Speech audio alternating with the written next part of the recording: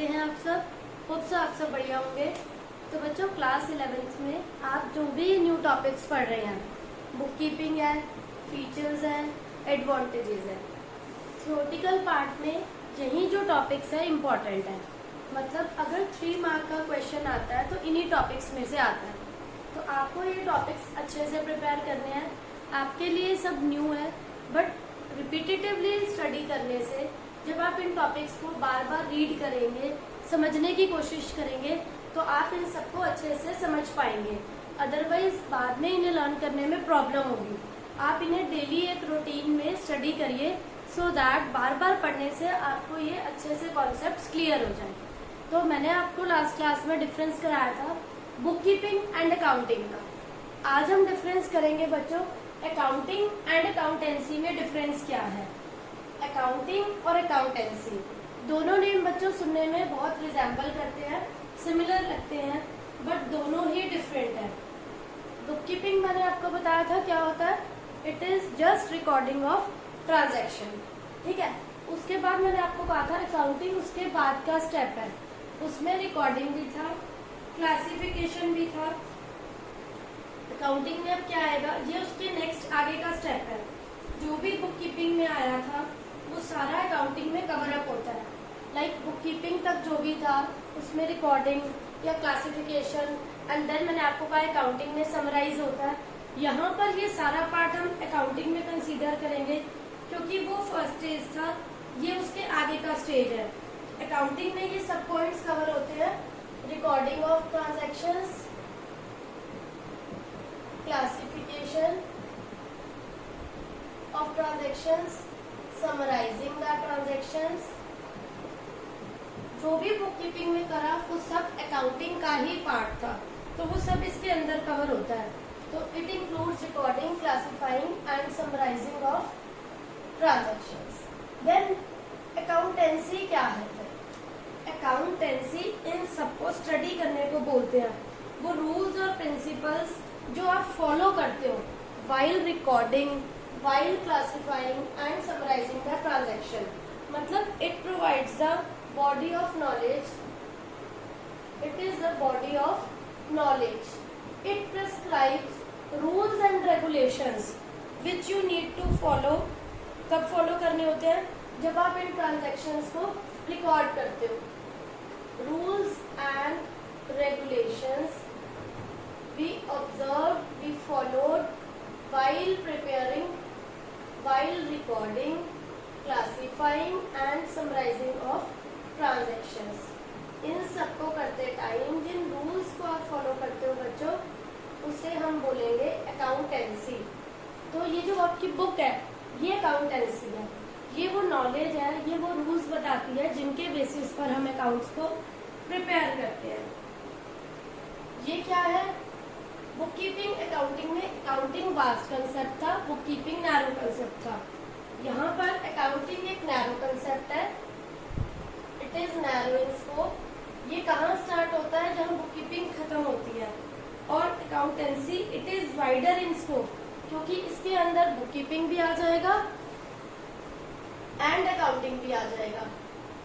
इसके अंदर दोनों कवर हो जाएंगे, बुक कीपिंग भी and accounting। It covers both bookkeeping and accounting। Fine। इसके बाद बच्चों आपका नेक्स्ट पॉइंट आता है, it depends on bookkeeping। जब तक कि बुककीपिंग नहीं होगी, रिकॉर्डिंग नहीं होगी, क्लासिफिकेशन नहीं होगा, समराइजिंग नहीं हो सकता, तो it depends upon bookkeeping। और अकाउंटेंसी क्या है? वो डिपेंड करता है बुक कीपिंग पे भी एंड अकाउंटिंग दोनों पर। अकाउंटिंग में ओनली बुक कीपिंग पे वो डिपेंडेंट है, बट अकाउंटेंसी आपका दोनों पे ही डिपेंडेंट है। It depends upon both, it depends on both book keeping and accounting. तो बच्चों ये 3 डिफरेंसेस हैं जो आपको माइंड में रखने हैं, इससे ज्यादा आपको करने की नीड नहीं है। तो इन्हें आप अच्छे से रिवाइज करिए, इस कॉन्सेप्ट को समझिए। देन इसके बाद आपका जो न्यू टॉपिक आता है वो है, जो भी बच्चों हम यहाँ पर अकाउंटिंग करते हैं, अकाउंट्स मेंटेन करते हैं वो क्यों कर रहे हैं। मैंने आपको उसके ऑब्जेक्टिव्स बता दिए, उसकी इम्पोर्टेंस बता दी क्यों ज़रूरी है।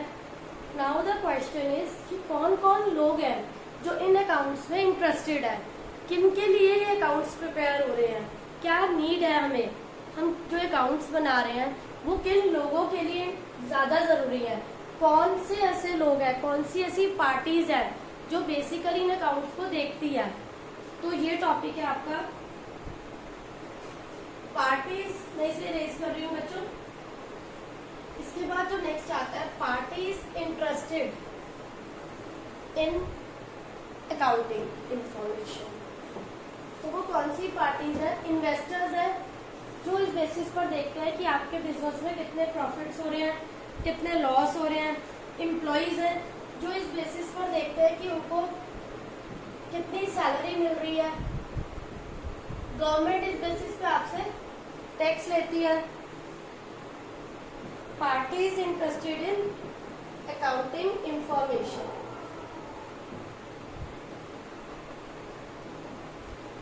तो फर्स्ट इसमें आता है कौन सी पार्टी इंटरेस्टेड होती है? Investors. Basically investors want to know whether आपकी फर्म में प्रॉफिट्स हो रहे हैं या लॉस हो रहे हैं, तभी वो पैसा इन्वेस्ट करेंगे। अगर आपकी फर्म में ऑलरेडी जो है लॉसेस है तो वो इन्वेस्टमेंट नहीं करेंगे। उन्हें आपके अकाउंट से इंफॉर्मेशन मिलती है। लाइक मैंने आपको बोला था एक ट्रेडिंग अकाउंट होता है, देन एक P&L profit and loss account होता है जिससे हमें पता चलता है कि बिजनेस में प्रॉफिट्स कितने हो रहे हैं, नेट प्रॉफिट्स पता चलते हैं। वन इज बैलेंस शीट जिससे बिजनेस की फाइनेंशियल पोजीशन एनालाइज।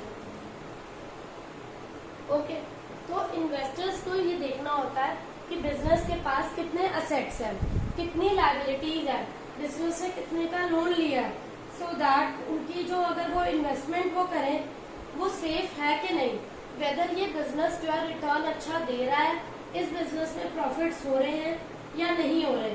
ये सब कुछ जानना बहुत जरूरी होता है इन्वेस्टर्स के लिए, तभी हमें बच्चों ये अकाउंट्स मेंटेन करना जरूरी है। नेक्स्ट होता है इसमें क्रेडिटर्स। क्रेडिटर्स कौन लोग हैं? जिनसे हमने क्रेडिट पे परचेज करा। क्रेडिटर्स जिनसे हम उधार, क्रेडिट इज उधार। जब आपके पास, ये जरूरी नहीं है बच्चों always you are having sufficient funds, sometimes if you are not having sufficient funds, insufficient balance होता है तो हम क्रेडिट पे परचेज करते हैं। तो हम जिससे क्रेडिट पे परचेज करते हैं वो होते हैं क्रेडिटर्स। क्रेडिटर्स इस बेसिस पर ये देखते हैं कि आपकी क्रेडिट वर्थीनेस कैसी है। अगर आपकी बैलेंस शीट अच्छी है, आपके पास असेट्स अच्छे हैं, आपकी लायबिलिटीज, लोन का क्राइटेरिया अच्छा है, आपका रीपेमेंट अच्छा है, तो क्रेडिटर्स को आपको क्रेडिट पे देने में प्रॉब्लम नहीं होती। वो आपकी क्रेडिट वर्थीनेस मतलब आपका रिटर्न करना कैसा है, उस बेसिस पर वो आपको अगेन क्रेडिट प्रोवाइड करते हैं। तो ये सब पता चलता है हमारी अकाउंटिंग इंफॉर्मेशन से, जो आप बच्चों अकाउंट्स मेंटेन करते हो। नेक्स्ट ओनर्स को ये देखना होता है जो भी बिजनेस हम रन कर रहे हैं उसमें हमें लॉसेस तो नहीं हो रहे या हमारी कॉस्ट इतनी ज्यादा आ रही है कि हमें प्रॉफिट्स नहीं हो पा रहे, उसका रीजन क्या है। तो ओनर्स को भी ये जानना बहुत जरूरी है कि हम ये बिजनेस कंटिन्यू करें या नहीं। ओनर्स को प्रॉफिट एनालाइज करना बहुत जरूरी है। अगर उन्हें प्रॉफिट नहीं हो रहे, देखो बच्चों हम कोई भी प्रॉफिट एनालाइज करेंगे, कोई भी बिजनेस अगर हम स्टार्ट करते हैं तो हमें लगता है स्टार्टिंग में आपने इन्वेस्टमेंट करी, ऐसा कोई बिजनेस नहीं है जो आपको स्टार्टिंग में बहुत अच्छे प्रॉफिट्स देने लगे। समटाइम्स इट हैपेंस कि स्टार्टिंग में हमें ज्यादा प्रॉफिट्स नहीं होते, या ये भी हो सकता है कि इन बिगनिंग आपको लॉसेज हो, देन वो लॉसेज तो बियर अप हो सकते हैं बिकॉज वो बिल्कुल स्टार्टिंग थी। बट ऐसा नहीं है कि आपको रेगुलर लॉसेज होते रहे एंड आप बिजनेस कंटिन्यू करें। उस केस में ओनर सोचता है मैं अपना बिजनेस शट डाउन कर दूं। ऐसा बिजनेस कंटिन्यू करने से तो हमेशा कॉस्ट ऑफ प्रोडक्शन जो है it should not be more. एक लेवल पर आकर स्टार्टिंग में जो आपकी कॉस्ट अगर ज्यादा है तो वो धीरे धीरे जो है रिड्यूस होएगी and profits will go high. तो ओनर्स को भी ये देखना होता है कि उनको बिजनेस में कम हो रहे हैं प्रॉफिट्स या ज्यादा हो रहे हैं, कॉम्पिटिटर से उनका कंपटीशन कैसा है, वो कहाँ स्टैंड कर रहे हैं, उनके बिजनेस में डेटर्स कितने हैं, उनके बिजनेस में लोन्स कितने चल रहे हैं। तो with the help of accounting information they get to know कि उनकी प्रॉफिट मेकिंग पोजीशन कैसी है। इसीलिए ओनर्स के लिए भी अकाउंटिंग इंफॉर्मेशन बहुत जरूरी है। Then is the employees. इस बेसिस पर एम्प्लॉइज क्या देखते हैं कि अगर कोई भी फर्म अच्छी प्रॉफिट अर्निंग है तभी एम्प्लॉइज वहाँ पर जॉब कंटिन्यू करते हैं, क्योंकि उन्हें लगता है जिस कंपनी में, जिस बिजनेस में अच्छे प्रॉफिट्स हो रहे हैं वहाँ उन्हें सैलरी टाइम पे मिलेगी, उन्हें एक्स्ट्रा प्रॉफिट्स में से शेयर भी मिलेगा। टाइमली सैलरी हम तभी देते हैं जब हमें बिजनेस में सफिशिएंट प्रॉफिट्स हो, या एक्स्ट्रा वर्क होने पर एक्स्ट्रा प्रॉफिट्स आप तभी देते हो जब फर्म की वर्किंग कंडीशन गुड हो। तो एम्प्लॉइज का भी इसमें बहुत इंटरेस्ट होता है ये देखने में कि इस फर्म की प्रॉफिट मेकिंग कैसी है। तो ये सब के लिए जरूरी है, इन्वेस्टर के लिए भी, क्रेडिटर के लिए भी, एम्प्लॉइज के लिए भी, कि आपके बिजनेस में कितने एक्सपेंसेस हो रहे हैं, प्रॉफिट्स कितने हैं, क्रेडिटर्स, डेटर्स। फाइन। इसके बाद जो एक इम्पॉर्टेंट पार्टी है गवर्नमेंट, बिकॉज गवर्नमेंट जो टैक्स लगाती है वो आपके प्रॉफिट्स के बेसिस पे होता है, आपकी इनकम के बेसिस पे होता है। Tax is always divide on your profits.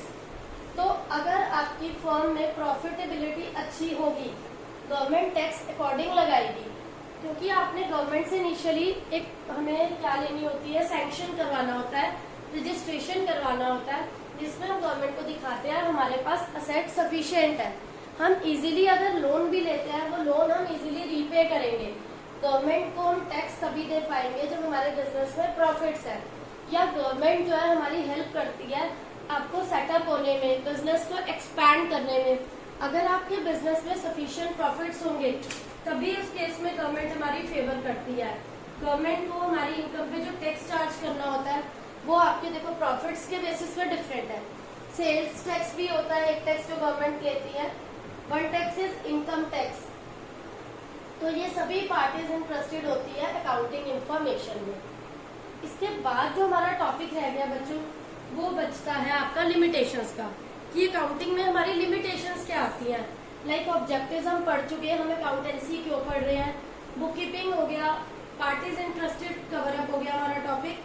अब जो टॉपिक रह गया कि हमारी अकाउंटिंग में कमियां क्या है, लिमिटेशंस क्या है, ये सभी पॉइंट्स बच्चों, वेदर आप डीके गोयल 11th के लिए अकाउंट्स की 2 ही रेफरेंस बुक्स होती हैं बच्चों, one is DK Goyal, another is TS Grewal's. आप कोई भी बुक फॉलो करिए, पॉइंट्स रिमेन सेम, पॉइंट्स नहीं चेंज होते बच्चों।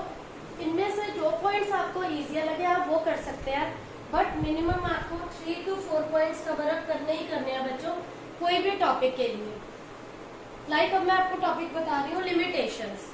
तो लिमिटेशंस में आपको 4 to 5 कराऊंगी, वो आपको अगर आप 4 to 5 लर्न करेंगे तभी आपको एग्जाम में बच्चों 3 पॉइंट्स अटेम्प्ट करने में प्रॉब्लम नहीं आएगी। ये प्रॉपर एक थ्योरी बेस्ड चैप्टर है। इसके बाद आपका बच्चों न्यूमेरिकल पोर्शन स्टार्ट हो जाता है। This is the first chapter of class 11 which is very basic, which you all should know. तो लिमिटेशंस ऑफ अकाउंटिंग में क्या आता है बच्चों, सबसे पहले देखो, अब लाइक आप 11th क्लास के स्टूडेंट्स हो, आप अकाउंट्स पढ़ रहे हैं, आप इसकी कमियां बता सकते हैं।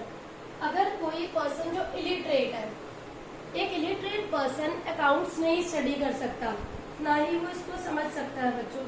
तो सबसे बड़ी इसकी जो प्रॉब्लम है वो यही है कि it is influenced by personal judgement, कि ये जो है पर्सनल जजमेंट से इसलिए इन्फ्लुएंस होता है। कोई भी पर्सन जो है वो सेम नहीं लेके चलता जजमेंट को। लाइक अकाउंट्स में एक चैप्टर आता है आपका बच्चों डेप्रीसिएशन का। डेप्रीसिएशन में बच्चों 2 मेथड्स है, 2 मेथड्स है, one is original cost method, one is return down. अब ये डिपेंड करता है बच्चों फर्म टू फर्म, कि कोई भी फर्म जो है वो फर्स्ट मेथड ऑप्ट कर सकती है और कोई भी फर्म जो है डेप्रीसिएशन का। डेप्रीसिएशन होता क्या है, सॉरी मैंने आपको इसका मीनिंग नहीं बताया। डेप्रीसिएशन होता है बच्चों, अगर आपके पास कार है, यू आर यूजिंग और you are not using the car, but उसकी वैल्यू जो है टाइमली क्या होती रहती है, reduce, that is known as depreciation. अगर हमारे असेट की वैल्यू डाउन हो रही है, वो कार है या कोई भी मोटर व्हीकल है, तो reduction in the value of asset is known as depreciation. Asset की वैल्यू जब रिड्यूस होती है उसको आप नेम देते हो डेप्रिसिएशन। तो उसके बच्चों दो मेथड्स है, कोई भी फर्म कोई भी मेथड ऑप्ट कर सकती है। तो ये सबसे बड़ी कमी है अकाउंट्स में कि ये पर्सनल जजमेंट पे डिफरेंस जो हो जाता है कि कोई भी फर्म कोई भी मेथड ऑप्ट कर रही है तो आप दूसरी फर्म से कंपैरिजन नहीं कर पाओगे, बिकॉज कोई फर्म कोई मेथड ऑप्ट करेगी डेप्रिसिएशन का and second firm another method opt करेगी।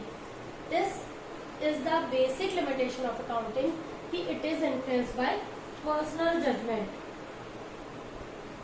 देन आता है बच्चों इनकम्प्लीट इंफॉर्मेशन। ऐसा जरूरी नहीं है कि जो अकाउंट्स मैंने अभी आपको बताया profit and loss, balance sheet, कि वो हमेशा फुल इंफॉर्मेशन देंगे। समटाइम्स वो पूरी इंफॉर्मेशन नहीं डिस्क्लोज करते, जिससे कुछ लोगों को मिसगाइड भी हो जाते हैं।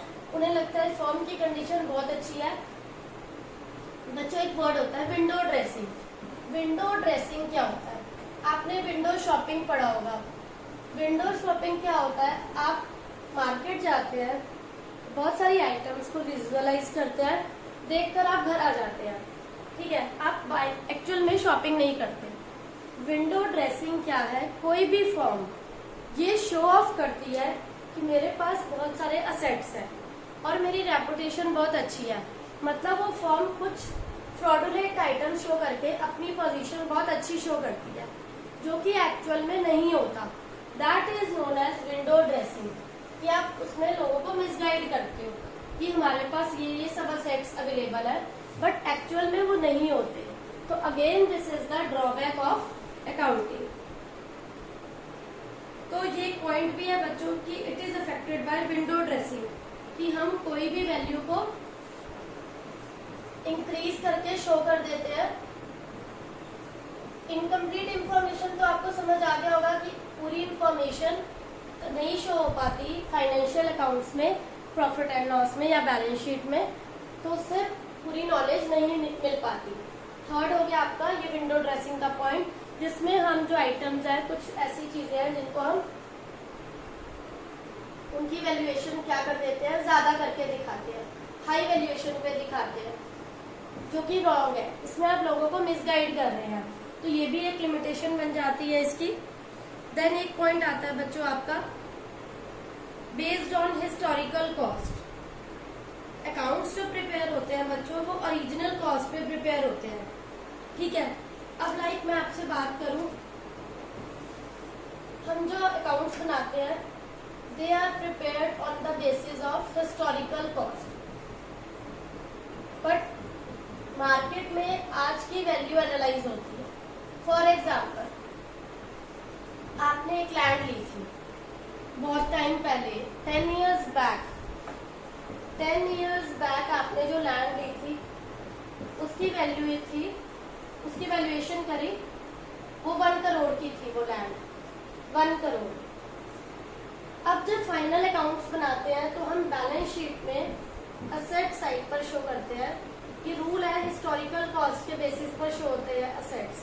तो यहाँ आप शो करेंगे 1 करोड़ अगर सपोज, ठीक है बच्चों, बट वो रॉन्ग कैसे है? क्योंकि 1 करोड़ आप यहाँ शो कर रहे हैं, लेकिन आज की उसकी मार्केट वैल्यू है 2 करोड़। तो ये प्रॉब्लम आती है अकाउंट्स में कि अगर अब मैं उसे सेल करूंगी, ठीक है, तो वो मार्केट की वैल्यूएशन के बेसिस पे होता है कि प्रेजेंटली उसका प्राइस क्या है। प्रेजेंटली उसका प्राइस एनालाइज हो रहा है 2 crore, but historical cost was 1 crore. तो इस टाइप से जो डिफरेंसेस आ जाते हैं आपकी बैलेंस शीट में असेट साइड पर, ये रॉन्ग इंफॉर्मेशन प्रोवाइड करते हैं। कोई भी पार्टी जो इंटरेस्टेड होगी बाइंग में, उन्हें लगेगा लैंड उसकी जो वैल्यूएशन थी वो 1 करोड़ थी, बट आज हम वैल्यूएशन लगाते हैं तो वो क्या है 2 करोड़। तो इस टाइप से जो ये पॉइंट्स है, ये इसकी लिमिटेशंस बन जाते हैं। अब ये जो एक पॉइंट है prepared on basis of historical cost, accounts में भी बच्चों कुछ प्रिंसिपल्स हैं, कुछ कन्वेंशंस हैं जिनके बेसिस पर अकाउंट्स बनते हैं। Later on I will explain you all those principles and conventions which we need to follow while doing other chapters. तो वो आपको पता होने चाहिए कि उनमें उन प्रिंसिपल्स कन्वेंशंस में क्या है, so that जब हम दूसरे चैप्टर्स करें आपको प्रॉब्लम नहीं आएगी। तो बच्चों वो मैं आपको करवाऊंगी बाद में। तो ये उनमें से पॉइंट है जो हमने लिया हिस्टोरिकल कॉस्ट पॉइंट। तो इस टाइप से जो कुछ रूल्स भी हैं they become the limitations of accounting. तो होप सो बच्चों ये सभी पॉइंट्स आपको क्लियर हो गए होंगे। मैंने मोस्ट इजीएस्ट वे में आपको बताया है एंड इजी जो भी इजी पॉइंट्स थे वही एक्सप्लेन कर रहे हैं। तो आज के लिए आपका वर्क क्या है बच्चों, आपको ये लिमिटेशंस अच्छे से लर्न करनी है, डिफरेंस करना है अकाउंटिंग अकाउंटेंसी का एंड डिफरेंट पार्टीज जो इन्वॉल्व है। तो होप सो बच्चों आप सबको ये टॉपिक्स क्लियर हो गए होंगे, कोई डाउट नहीं होगा। Still you are having any doubt please ask in comment section. Thank you.